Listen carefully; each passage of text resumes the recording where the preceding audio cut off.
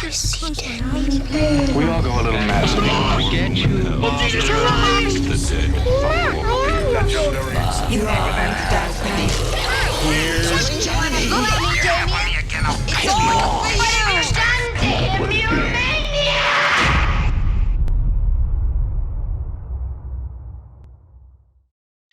Hello and welcome to the Horror Hour, a place we discuss, we debate, we disagree on all things horror. I'm one of the co-hosts here, Yutaka. Hello. I'm joined with my fellow co-host, Liam. Hi. And today we've got a special treat because we've got the writers and director of Revealer with us. So we've got Michael Moreci. Oh, how's it going? And then we've got Tim Seeley. Hello. And then we have the director, Luke Boyce. Good afternoon. So with that, Liam, I'll let you start off. Yes. So for you, Michael and Tim, this is your first feature length, first full length feature. So how was it getting the process, getting this off the ground? Luke, you can start, man. Manic, I would think is an appropriate word. Yeah, I think it's not uncommon, that any sort of endeavor like this, in film, I think we've learned is hurry up and wait, and then when you hurry up, you really hurry up. And that was the case with us, a little bit more extraordinary, because, and I'm sure we'll talk about this more in depth as we moved through the interview. The film was shot during COVID, early COVID. And that was part of the motivation of why it got off the ground, is because our producers saw a really good opportunity and saw that we can do this safely and do it really well. And this is Sarah Sharp and Rob Stern. And once they saw this opportunity, we moved pretty fast. We had to get a script. So that's when, Tim and I started pitching. The script got approved. We couldn't really move forward the pitch got approved, couldn't move forward without the script. So we wrote that in 8 days, very quickly. And kind of one domino fell after another. And it was a seesaw for a few weeks. I mean, not that long, maybe not even a few weeks, but it was like, are we going to really do it? Are we not? And obviously we did. And it kind of, like I said, there's a lot more. There's a documentary in here about making a movie in COVID and what what went on here. But the long and short of it is that, we were kind of talking about it. And then before you know, we're writing a script, and before you know, we're making a movie. And, it's pretty magical despite the, like I said, the weird word manic, but despite the early manic, it's probably manic, I'd say, throughout. I think Luke would probably concur. But despite that, it was, still manic. Yeah. But it's still pretty magical and still pretty wonderful. We're very lucky, and I am glad to have been able to do this. I mean, God, Tim, did you get any sleep during this?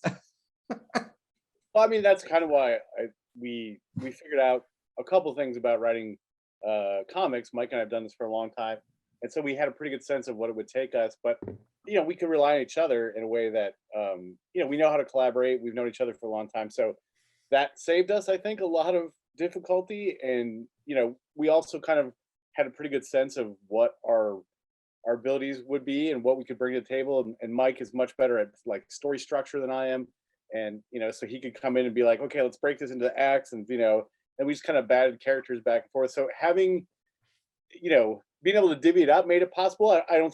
I think I would have had a pretty hard time writing a script in that short amount of time.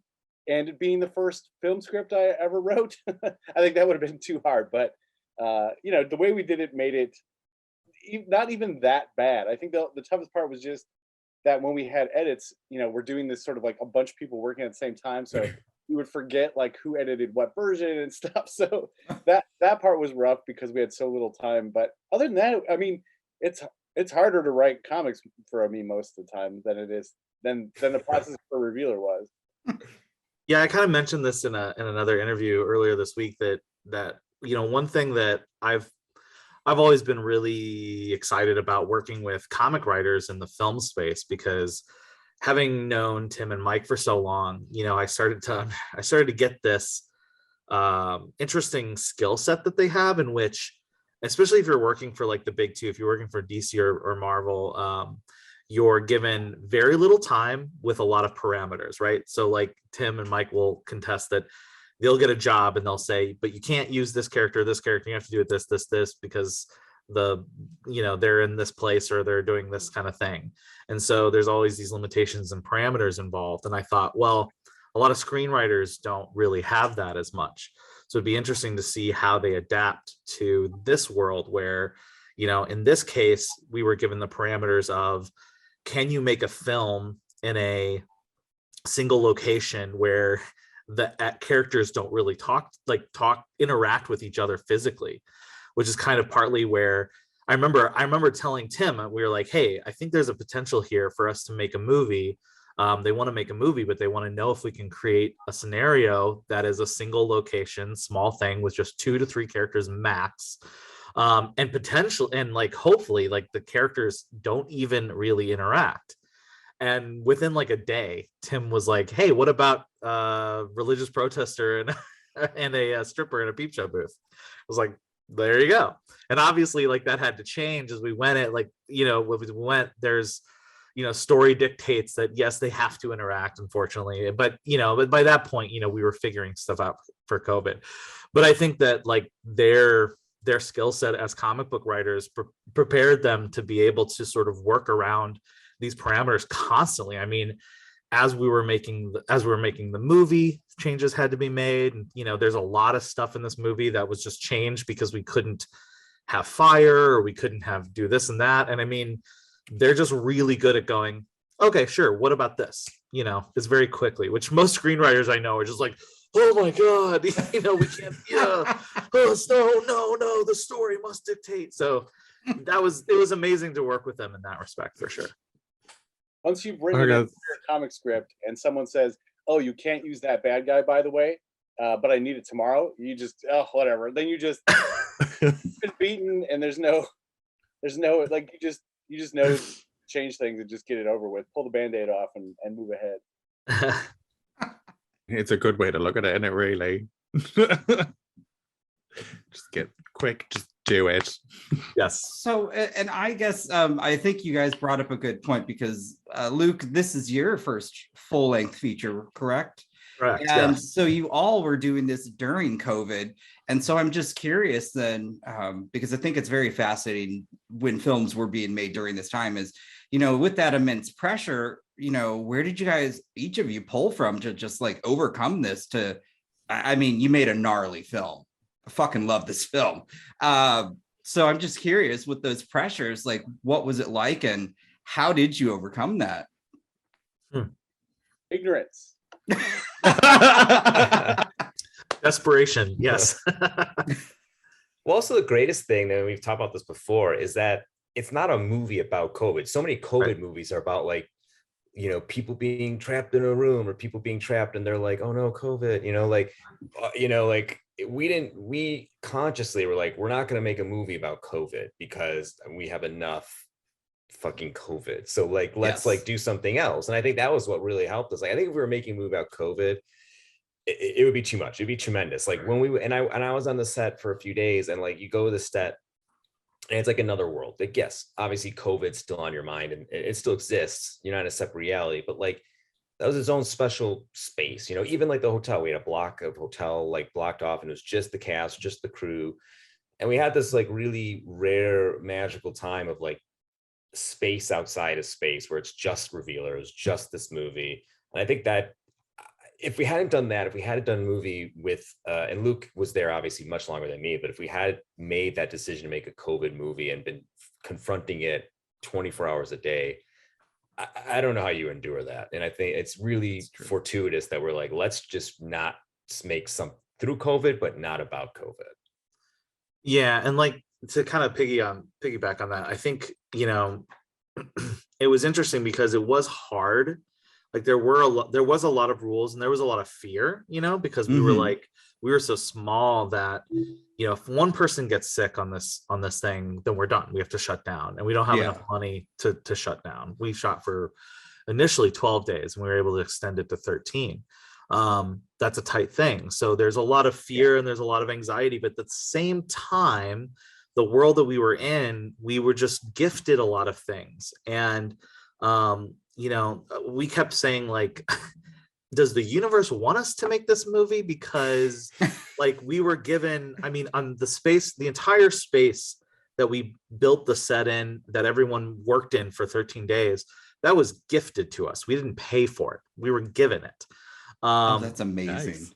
And the hotels, I mean, at that point, we were still quarantining. Hotels weren't being full. And so the hotel that we had, which was literally a 5-minute walk from our set, basically cut their prices down to an insane degree. We were practically given that as well. Because they needed, to them, the idea of having, 20 people in there for a month was, amazing. And then she's like, actors wanting to act, crew people wanting to get on a movie again. Everyone had just been stuck in their homes. And so there's sort of this like balance, of things where it was like I said, yes, it was hard, but there was just so much kismet and so much amazing stuff happening. People were excited to work again. Like people didn't mind all the masks and all the testing and stuff. Now you kind of do. Now, if you're on a set, we keep talking about, we've been talking with our producers about, okay, we're trying to get, the next thing off the ground. And everyone's just like, we're never going to make a revealer ever again. Like that was such a special moment in time, and it's already changed dramatically from there, that, we'll never be able to do that again. I mean, at least in a weird way, hopefully not, that we don't have another, horrible cataclysmic event in the world that forces us to have to do that. But still, there was a big family environment, a really special thing that happened with the making of this film. It does sound like it sounds mental, but it sounds so fun at the same time. Like it's weird. Exactly. So strange. So for the two characters, where did the inspiration come to actually make these characters? Well, we kind of, it was the picking two characters who would be opposites so that we could play off it. But the basis for Sally was a woman from my hometown, who I won't name because she has since passed away, who was always at the site of everything fun in my hometown in the 80s. So like, she was there for the, every heavy metal concert, every state fair that had, like a spook show, every the adult bookstore, everything like that. And she would write these letters to editor all the time. And I just remember that being such a fixture of the 80s, like these sort of, the holy roller type people who they were prominent, but not as powerful as they are today. Like now they are in Congress and, but just that kind of person in the 80s, that satanic panic sort of lead instigator type person. So, but also, thinking about how to make that character likable as well. And so that was kind of the challenge Mike and I had to get to, is like, what is the, these kind of people were everywhere at that time. And then just trying to make them, both characters likable. And then I think Angie's just sort of a, like that, kind of the characters who were in the 80s movies, like at the time, but kind of more realistic, I guess, like more of a down to earth version of like the 80s punk girl, the Night of the Comet girl, or the A Nightmare on Elm Street. Love that reference. Those kind of characters, but like a little bit more honest, I guess, was kind of what we're going for. Yeah, well, he's pulled it off because they were both great. I was shocked that Thanks. you made Sally likable, because in the beginning I'm like, I can't stand you. Exactly. Well, I mean, to some people who see this, she'll be the hero from the beginning, and then they won't like her. That's true. So, it's kind of the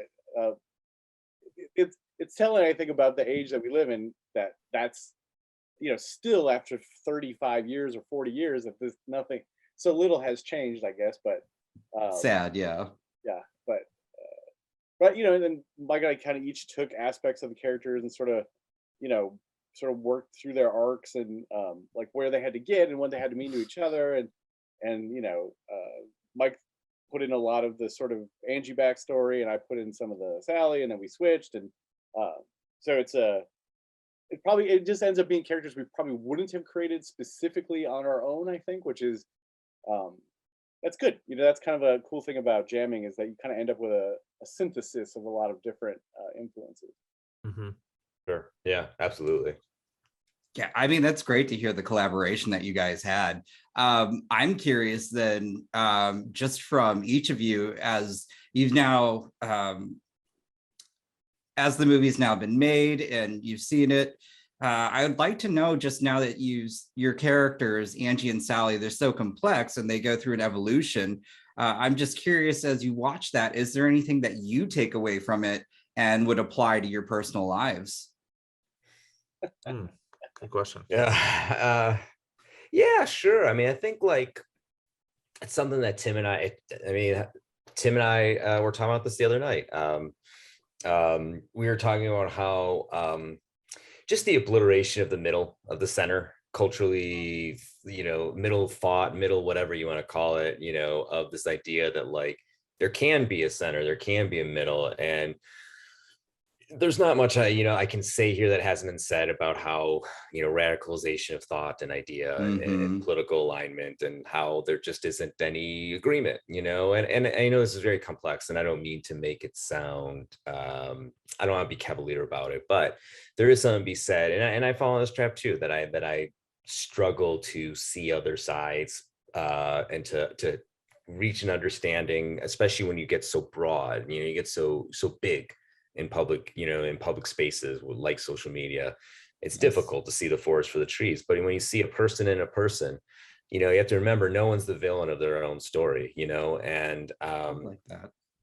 so like it's something that I have to strive to remember. And I think we learned that through the movie, and that's something, that point that Tim and I spoke about recently. We're still having this conversation because it still exists. I mean, we talk about when we're making the movie. It's like, hopefully we remember that we are humans with common goals, and we just have to figure out how to get there. Most people, not all. There are some that are too far gone. There's no doubt. My sympathy has boundaries for sure, but there's still room to grow. I love that. That's badass. I think part of sometimes with writing stuff is it's almost like therapeutic, like you wish you could find something in people, even if you're not sure you could in the real world, but it's kind of a therapeutic thing for, especially, I mean, the sort of satanic panic thing got worse since we wrote the movie, right? The like near moral panic that's kind of always going through a certain percentage of the population has gotten worse. Yeah.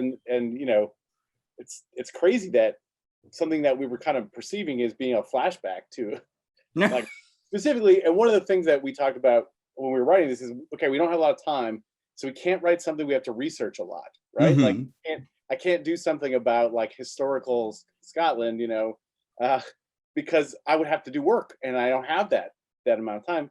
But we're like, well, we went through the 80s, like we lived through this, and Luke had a very specific experience with that sort of evangelical upbringing, and and just the stuff, like growing up with, my dad was a huge B movie fan, and so I know those movies inside and out, and that kind of story, and siege movies that happen a lot in the 80s, like this is kind of one of those siege movies, and but also like also I spent a lot of time for a different project that took me forever to get done, but researching what's actually in the Bible and like what they actually say about demons and what they actually say about the hell and just things like and the end of the world revelation.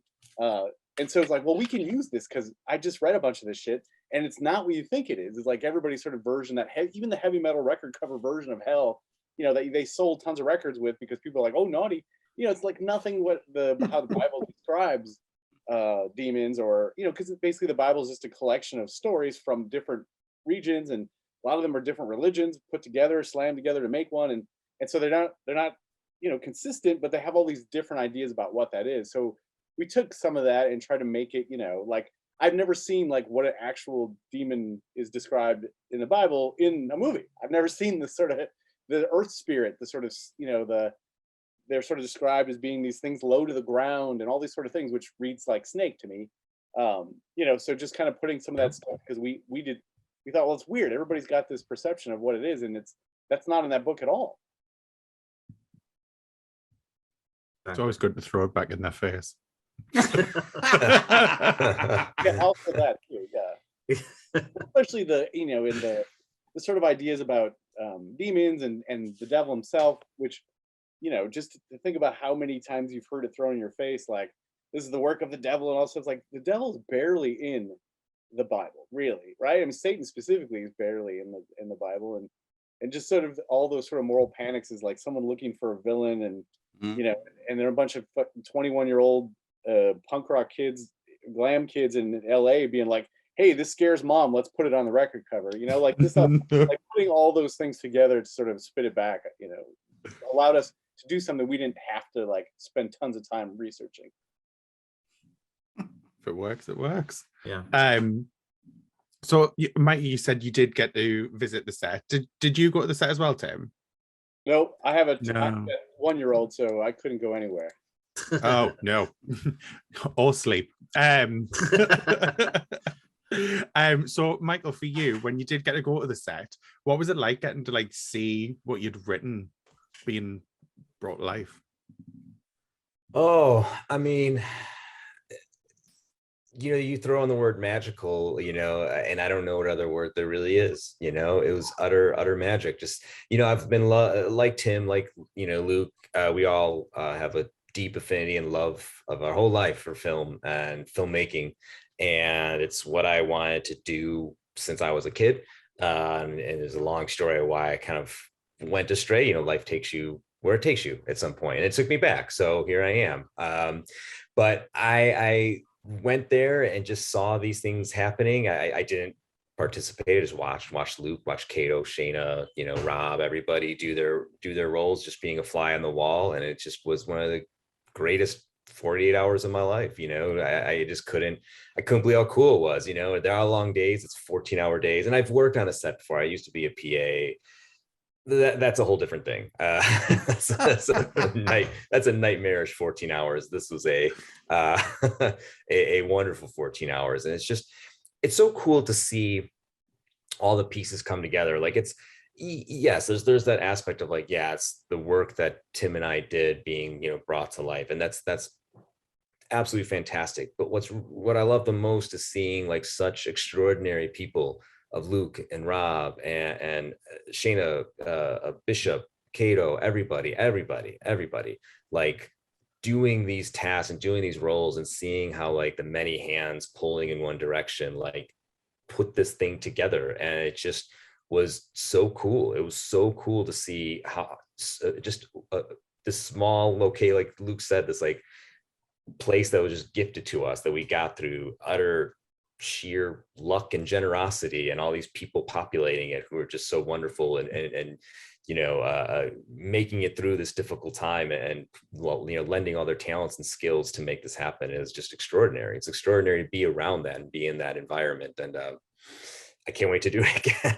I know, you know, it's like There's also like, for me too, it was great because I haven't heard a lot of people talk about this, but when you're directing a film, you're also acting. So a director sort of has to, they are, in essence, they're a general, right? And they have to basically have it together at all times. Your entire crew, their morale, their sense of, you know, purpose is basically revolves around you as the leader of that team, knowing exactly what you want at all times, saying so, being articulate, you know, moving through there. And so being a director is, honestly, it's exhausting emotionally when you're just constantly, when you're worried or when you're frustrated about something, you can't show it. But when the writer's there, whose job is sort of more or less done, there's still a lot of, you know, Michael still was, you know, helping me figure things out on set from a writer's perspective. But Michael was, you know, kind of a relief for me, because he's the person that I can go to and just be like,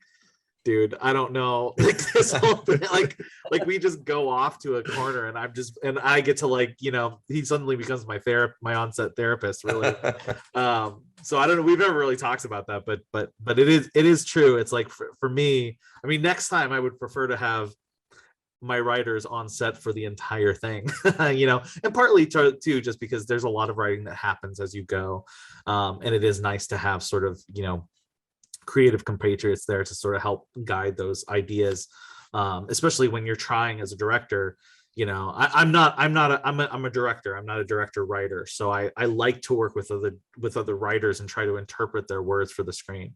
That's kind of what I do. So having them there is actually great. It's helpful for me. Some people would prefer they don't be there. But I love the collaborative process. I love working with people, and I love, and continue to love working with Tim and Mike. So.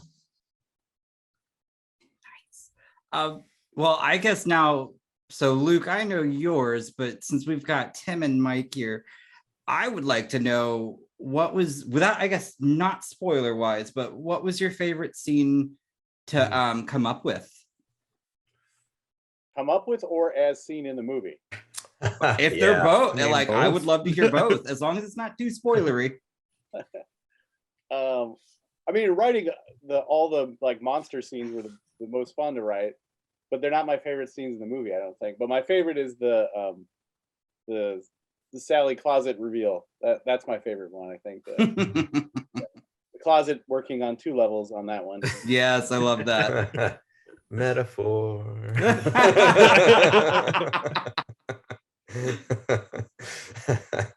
Nothing. What do you want to do? Similar, yeah. I think we've talked about this at some point, the 3 of us. But I have the flip side of that coin, the Angie. They both of them have these monologues where they reveal part of themselves. That was Sally's, and I like Angie's, where she talks about who David is, and that was so good.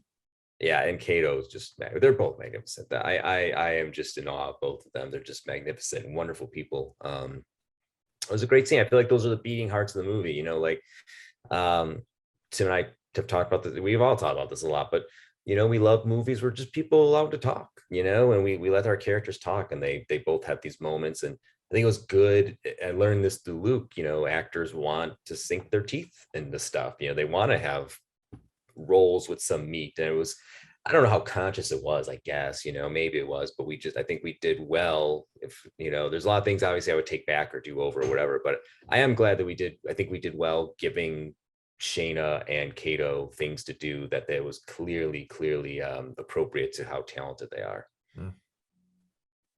Yeah, definitely. The scenes that he's created for them two were just fantastic. The chemistry between the both of them as well. It just all worked so well when watching it. We love them. I mean, I'm not saying I've already watched it maybe 4 or 5 times. God bless screeners, but I mean, wow. But I think a thing we talk about too is just how important casting is, and as comic book guys, that's not something I have a good sense of. And I there was calls early on that I made that I was wrong, because I tended to think visually, or I tended to think something. And Luke was the one who was like, no, these are the best performances. These are the people we can get the most out of, and they work really well together. And obviously I didn't fight him, but it's interesting for me to watch it now and be like, oh man, this does not work without them. Like, it doesn't work with the little things that they put into it. Which I have to imagine, if I see things put on paper, that's my job. I see how someone drew it, but just what a sort of change of your brain when you write something. I think going forward, I would have to think about that a lot, about who's going to play this, who's going to, it's kind of a head fuck for me now, just to like think out there, not to have a sort of good sense of whose face that's coming out of. I think it sort of changes some things about my process. Yeah, definitely. I hadn't thought of it that way. That's interesting. That's fascinating. I'm like trying to like figure out how it would like. Yeah, we all how do you get your head around like not knowing who's going to do it? Like, yeah, I mean, I'm not a very like imaginative person, so yeah. I mean, we didn't think about it before, because I don't have to do it now, but just like how just how that could have turned out if we hadn't got those people. I mean, it rests on them, because we don't have any money, and we don't have any, have a ton of special effects, we don't have a ton of sets, we don't have a ton of characters, we don't have, and so like, I think in a lot of films you can get away with some sort of non-committed actors, or some less passionate actors, but we couldn't with this at all. Wow. That's Right? a great point. I never Yeah. thought about. Yeah, Damn. absolutely.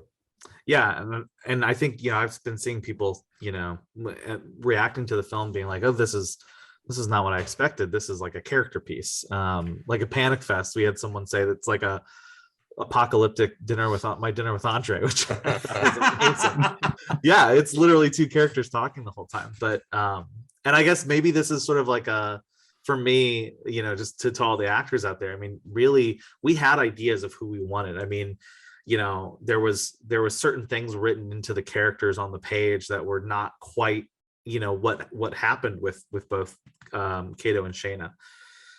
But when you're casting, I mean, for me, there's a couple things I'm looking for in casting, and especially with both Kato and Shayna, one thing that they both did different was they actually added something to the audition. So for instance, you know, a lot of people come in and they'll just read a couple different ways, you know, we'll do it this way or they'll do it this way, and they'll just read the words.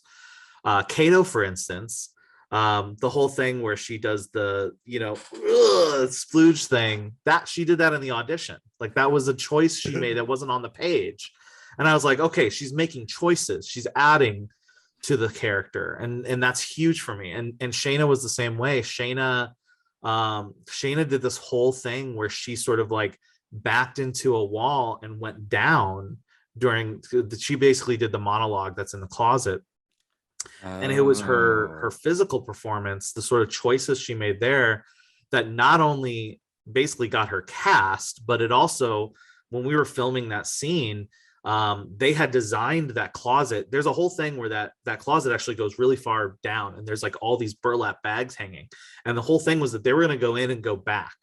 There was like all this action, but it was kind of weird the way basically Shayna and I were like, no, I want to see you do that. I want to see you do the thing that you did. That's the reason I cast you, is to move back and crouch down, to become vulnerable, right? And so we changed the blocking completely to match Shayna's audition so that she could move back to a wall, come down, be vulnerable. And so there's still parts of that set that we didn't use, just to make sure that I could give her that space to do that thing. So yeah, I mean, that's, you know, for me, that's a big thing. And there's other factors about casting that come into play, but it's really just, how does the actor, you know, what do they do to add? What do they do to, you know, to contribute to that? Because I know that if they can do it in an audition, they're sure as hell going to do it on set. And they did constantly. I mean, I can't tell you how many, there's tons of lines and stuff like that is just Kato and just Shayna, or decisions. Like they're the whole thing where Shayna comes to the wall and kind of runs into Kato, and there's kind of this moment, you know, like that's all them. That was completely them. So, and as a director, as a, you know, as a storyteller, like that's, for me, that's what I want. I want to collaborate with them in the same way. So, well, God, that makes me love the movie even more. So Mike, I know you've got to leave shortly. So my question would be, no, you're fine. Just real quick, what do you hope folks take away from the film?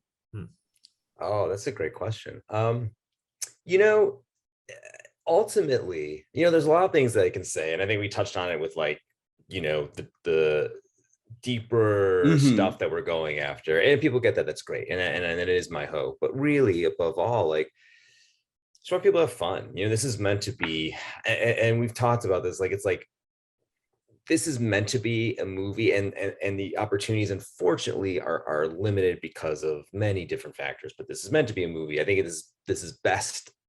This movie's at its best when it's viewed with other people. I think it's fun in a group, it's fun in a crowd. I hope this movie lasts for like 20 years at midnight screenings, and people say the lines back at, you know, they say the chud line, or stupidly, or they, they're I would love that. I love that. And not because it's like, yes, I want it to endure, yes, I want it to last, but I want people to go and just be like, man, Revealer is such a fun movie, and it's such a warm movie. And I think that's what people are surprised by. There's a warmth, and there's a heart, and you can get into the characters, you can get into what's happening. It's, you have that possibilities for interactivity. And I hope that people have fun. I hope they have fun with their viewing it with 1 people or 100 people. But that's ultimately the goal, is just watch this movie and enjoy it. That's what it's meant to do. And I think we kind of sometimes lose sight of that because things have to be very grounded and realistic, and we use these words all the time. And I think Luke should talk a little about his ideas about color and what that means in cinema, because it lends right to it and it's brilliant. But like, sometimes movies, this is what movies are. They're the dream factory. This is what they're meant to be, and this is what they're meant to do. And I hope that this is what we achieved with Revealer. It was a great escape. I'm jealous of the people who saw it on the big screen. I'm just saying that right now. I am jealous. But I just want to say thank you for joining us. We'll let you go, and we've got just a few other questions in for the other two, Luke and Tim. Yeah, well, thanks for having me. Sorry, I have to split. We have tickets for a soccer game, but these are great questions. You guys are wonderful. Thanks for watching the movie. Thanks for taking the time to talk with us about it. It was great. So thank you guys very much. We're honored. Thank you. But enjoy your football game. Well, we're across the pond, man. All right. See you guys later. Take care. Bye. See you, Mike. All right. Gotta be so British, Liam. I just had to get it in there. I'm sorry. I love it. I love it. It's ingrained in us. So for both of you, obviously it's been announced that there is the tie-in comic coming. So apart from the comic, is there anything that you have thought of with regards to this? Because obviously we can't give away spoilers, but you've left things on a bit of a. You created a universe. Let's put it that way. You created a universe, yeah. So has anything been considered about going forward in expanding the universe? Oh man. It's been brought up a couple times to me. I've never been able to tell if the people bringing it up are serious or not, but it's sort of been, all these things are sort of dependent on the success of something. Sure. You know what I mean? Yeah. But it's certainly, there's certainly a world where I could see it happening. I think you need a much bigger budget than we had. Maybe we kind of subconsciously tied that into the ending, where we're just like, listen, if you're going to make us make another one, you better give us the money to do it. I love that. I don't, because I was so mad when I was like, he really was. He was so pissed. Mike and I were driving down to meet Luke to do the commentary, and we were like trying to think of what a sequel would be. We were like, yeah, there's no version of it that isn't. It can't like be just a requel, sort of like Evil Dead 2 or something. Like it has to go. It has to be the difference between Evil Dead 1 and Army of Darkness, right? Like it has to be I like that. We're in a different place, and it's bigger and crazier, and there's stop motion skeletons. Yes. Well, now you're really making me want to make the sequel. When we kicked out the stories that we wanted to do for the comic, a lot of it was the stuff that we couldn't do because there were things that would cost too much, and so we did see things in there. We're like, oh, that's actually pretty compelling, and that could be a really fun direction to go in. But yeah, I mean, it's just. There's no scenario. It can't be like Cube or Cube Squared or like same idea, which is interesting. Yeah, that works great for those movies, but I don't think it would work for this. Like we can't just do another two people trapped in a place during the apocalypse. I don't think, because I think one, it's too much about the characters for that to work, right? Like in Cube, it doesn't have the Cube stories, like it doesn't have to be. It's like here's the scenario was the setup. That's the interesting part. And here it's like no, it's the characters that are the interesting thing. So we can't just be like, oh, here's another version of that story, two different kinds of people. It just doesn't. I don't think it would work as well. It has to be like an expansion, I think. No, that's true. I mean, yeah, if it were Liam, I'd let you die. I'm sorry. It's fine. You'd already be dead. So this is true too. See, nice. It works. When does the comic come out? Because I'm really excited about that. I want to say that I know it's August for sure. Initially, we said August 3rd, but I know I've seen some conflicting information about that. So as far as I'm aware, it's August 3rd, but that could be, I'm not entirely sure. I'd have to check for sure, but. I'm just happy that there's one being made. I thought that was really great that you guys are doing that. And wait, Yeah, did I I, mean, hear commentary? Could there be a physical yeah. release? Oh yeah, no, there's definitely going to be a Blu-ray release, and we've gotten 2 commentaries so far actually on that, and so that's a big deal for me. I don't know if anybody listens to them anymore, but I do, and I love them. So Oh man, oh I can't wait. yeah, and, Or like and she actually, listens to them all the time. I do. nice, good for you. That's like half of my film school was, behind the DVD, behind the scenes stuff and commentary tracks and stuff like that. I think they're invaluable, honestly. So yeah. And I mean, it's like, to kind of jump on what Tim was saying too, there's definitely moments in the, I don't know, it's like I agree. It's like you don't want to like retread the same stuff, but there's also one thing I noticed in doing the comic itself was how you can explore different facets of the characters. So I worked on the Sally story, and I won't give away exactly what happened, but it ties into the movie, and something happens in the Sally story that actually reframes a thing that she says at the end of the movie. They actually give sort of, you kind of have to go back and go, wait a minute, why didn't she tell Angie about this? And I actually think that it brings up this idea that yes, they sort of kind of come at the end of the movie, they've kind of come to a place where they are, they would consider themselves friends, right? They're considered themselves allies, really.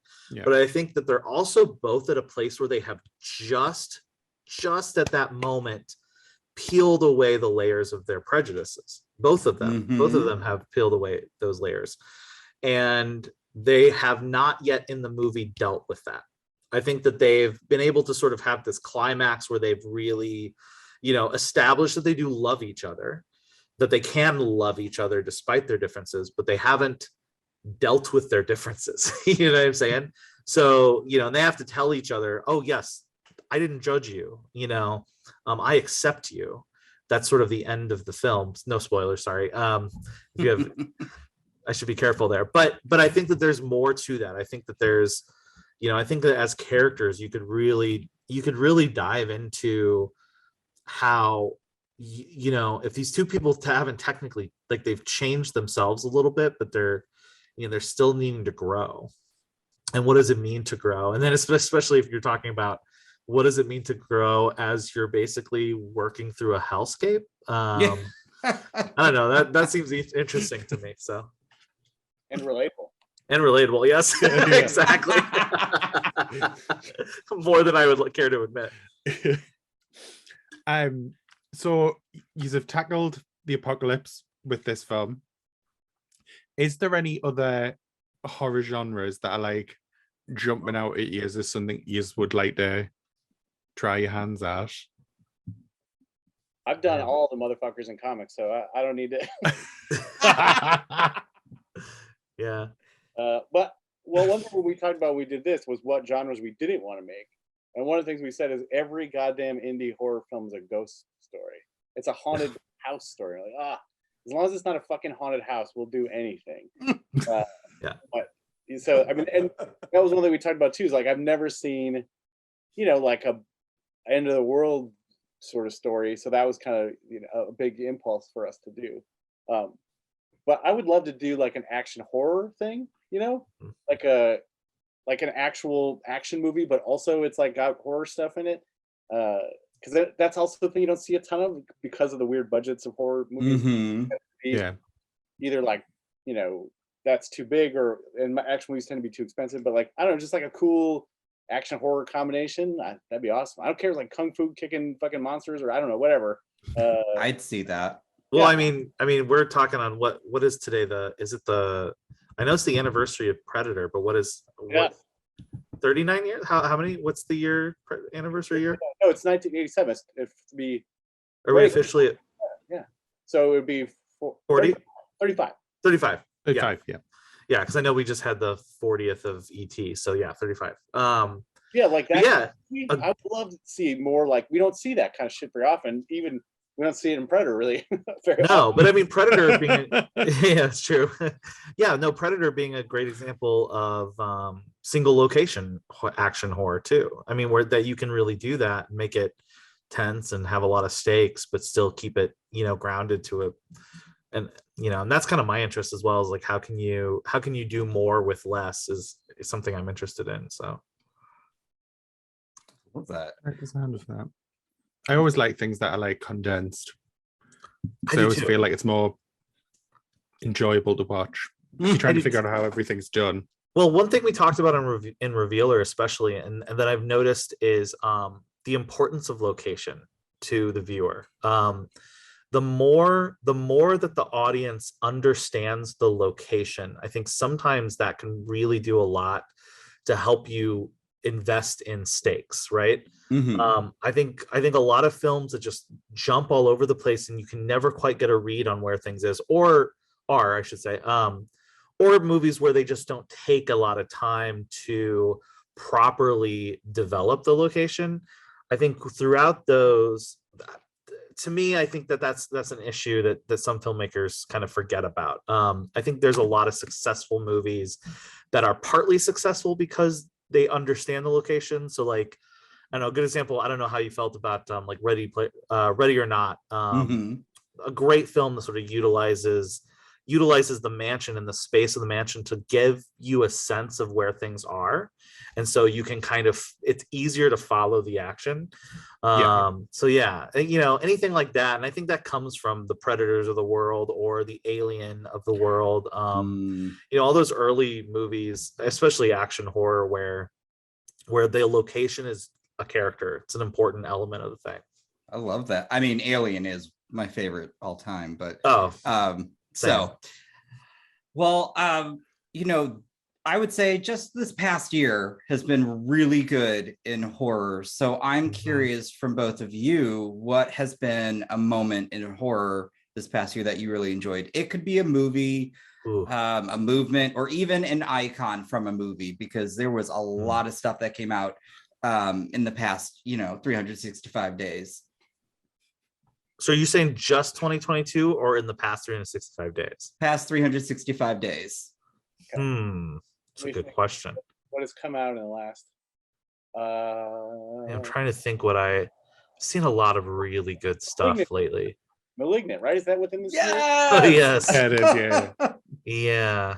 Because that movie is fucking insane, and it's movies where like it never apologizes; it just goes deeper into it, and Yeah. even if because if you've ever seen any sort of movie, you're like, oh, I know where this is going. You're still like, what the fuck? When they finally do it, you're like, you can't believe they told you they were going to do it, and then they do it, and you're like, holy shit, I can't believe it. Yeah. So yeah, I think about that movie a lot. That is a just bold and just kind of like, I don't know, maybe it shouldn't have been made, but I'm so glad it was. It's fucking crazy. I loved it. I mean, I think some of the shots they pull off is just stunning, but oh man, it's just all around fun. It's so bonkers. Yeah. Mental. I also loved Fresh with what's his name? Sebastian Stan. Sebastian Stan. Yeah. That movie is so just energetic and bright and like just repulsive. I thought that movie was great. Loved it. I do like that actress that's in that with him. She's in she's the War of the Worlds. They've done like a remake of it in modern times. They did. It's set in, it's a co-production between the UK and France. Oh. And it's set in the UK and France, surprisingly. It's quite good. It's weird, but it's quite good. It's got Gabriel Byrne. So Gabriel you would Byrne know in it as about well. it, but we wouldn't. No, I don't think it's done very well in I know who America. you're talking about. I'm trying to think. I will definitely see anything with her in it, so I'll track that down. She's really, really good in that. Very like, great to look at, but is an awesome subtle actress and stuff. Yeah. Enjoy the hell out of it. There hasn't been a ton of theatrical movies of late. I haven't seen a horror movie in the theater since I don't know, in ages. 3 years, 4 years. Almost. Sadly, I can Oh. agree with that, and that's that actually kind of leads to our next question. But Luke, did you have any over the past 365 that was just, again, it could even just be a character from a movie there, because there's been a lot of those too. Well, and the movies that I'm thinking that are on the tip of my tongue are I would consider them horror, but maybe just a little bit more like cross genre a little bit. So like, I was really, I personally was in love with Nightmare Alley. And a lot of that was partly because, like I said, like Guillermo knows how to develop location as well. And there's a few in that movie that I think are just as sort of vital to like their characters in the movie. So that was a big one for me. And it's more of a thriller, I think, than a horror, but there was some element to it. Did you guys see Kimmy, the Soderbergh film Kimmy? Oh no, but it just got added to Prime here. We didn't get it please. anywhere, but we've just got it on Prime. it's a good one. I think I'm sure it's Prime. Give Kimmy a watch. Phenomenal. It's Soderbergh doing Hitchcock. I mean, that's all it is. He's just doing modern Rear Window with it's Zoe Kravitz, right? Zoe Kravitz, yeah, thank you. Yeah. Zoe Kravitz, who is incredible. Like I saw that right before I saw the Batman, and I was just like, man, she's incredible. But she's so good in this, and that and like I said, like it's definitely more thriller. It's calling it horror might be me being a little judicious, but I mean it kind of sticks in my head as It's horror sort of, adjacent. Let's put it horror that way. adjacent. Thank you. I mean, if you're riffing on Hitchcock, I mean, Yeah. you get to sort of play a little bit in genre, but yeah, and part of it is just I see so much stuff that it's hard. I'm never good at conjuring things up right away, but yeah, and I haven't seen. I'm trying to remember the last horror movie I should say, in a theater. It's been a while. I think I know Liam's in the past year that he's really enjoyed. I'd like and to know. Probably, I'm gonna guess, Liam, Watcher. Oh, I really want to watch Watcher. I did really enjoy Watcher. Ooh, but that's not it. No, I just enjoyed a cliche, but Scream. In the Okay, last year, alright, I really enjoyed Scream. I enjoyed the Fair hype enough. around it. I enjoyed Nice. the campness when actually getting to see it. Uh-huh. But Watcher is a close second because Watcher was fucking great. Yeah. I've never felt so creeped out in my life. I would think now, I did just go to a film festival, very first one I've ever been to this past week. And so I got to see, I think like 10, 13 films, but it was great because it was great to see with an audience. I haven't done that in like years. Did you go to the Overlook? Yeah, that was, lucky. So I've got two that I don't know. Well, I know one's coming out. I'm gonna have to throw out the Black Phone. That was, oh, nice. and I was geeking out because like Mick Garris was maybe 2 seats in front of me. I'm like, oh, damn. and I wanted to introduce myself. I'm like, I can't do that. I want to, but like, nope, I'll leave him be. It was that, and then an Australian one, Sissy, that comes out later this year. But that won, right? Did that win? Won the audience award. And I mean, the audience was going crazy. That sounds awesome. But what I guess now, speaking of that, because I know Shudder is just acquiring so many actual horror films, and I'm happy to see that you guys are on Shudder. So what's that like? See, that Shudder is taking your project and putting it out there. Oh, I mean, Tim, do you wanna... Yeah, because we've been, when Shudder, I had the first Shudder subscription when it was like $5 or something, and and it had like nothing on it. But yeah, I mean, we talked about this for a long time. That was always sort of our ideal place for it. Especially in the world where there's not a lot of theatrical going, at least not by myself. This just seemed like a great place for it. We hope it gets like riffed on by Joe Bob or something. That would be awesome. Oh my God, that would be amazing. Yeah, we're big fans. Yeah, I mean, we knew we were making a film that didn't have any stars in it, and that was a very kind of different plot, and it was just kind of weird and off kilter. So we were like, Shudder is really the place that I think is not just acquiring these films, but building a community around them.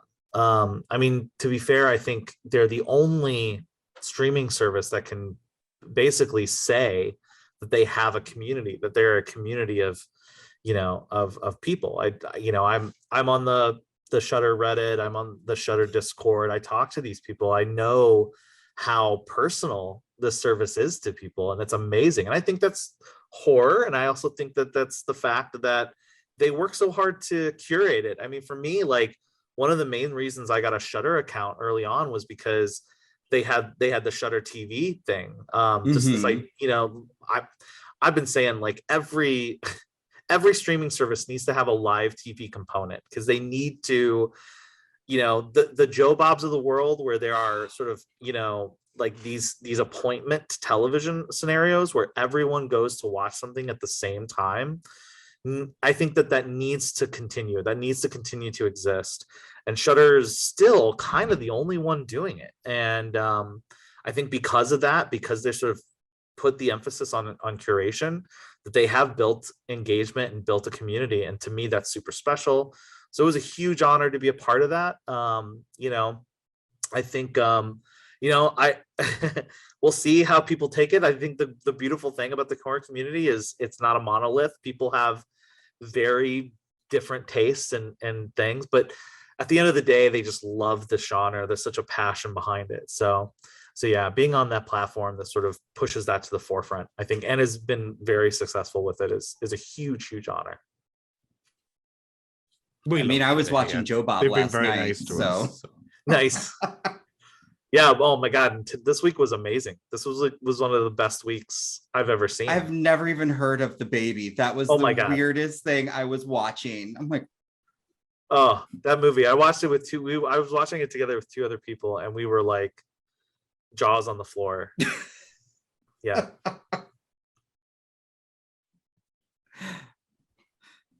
Oh my God. Sorry, Liam, I stole your question. I apologize. I was looking at that and I was like, oh, that was Liam's question. It's fine. I'll let you go continue. He's got one last question, so I'll let him have it. I'm a nice person. I know. So because now we've already heard from Mike, and we've heard from Luke. So Tim, what do you hope folks take away from your film? That this is what we can do with no money and no time. So if you gave us a lot of money and a lot of time, just think of what we could do. Yes. I mean, I love that, because again, hearing you all talk about like the production and how little time you also had to make this, I mean, it's not just because we're talking to you, because Liam and I have been obsessing over this film. It is awesome. It's just so good. Like, as soon as I saw the trailer, I knew, I was like, this film is for me. And then like Angie's entrance with that music, I was like, oh fuck yeah, I am all into whatever this is. And you guys really just delivered, because again, it hinges on Angie and Sally, and the way those two actresses just played off each other. Like, it was just chef's kiss. Like, this was one of my favorite things to watch. It's coming out at a great time. I mean, can we talk about the lighting too? Because again, I love the entire lighting in this film. We'll talk about lighting for the rest of the day. I'll just fucking check out, go. Yeah, it's gonna be hard to go to anything else where I don't have neon lights all over the place. That was kind of an embarrassment of riches, honestly, for me as a filmmaker. So yeah, aesthetic wise, big. And actually the music, especially, that's Tim and I mean, we're huge Gunship fans. So getting them involved in the film was like an absolute dream come true. Yeah, I started listening to them now because of you. Yes, that's the idea, right?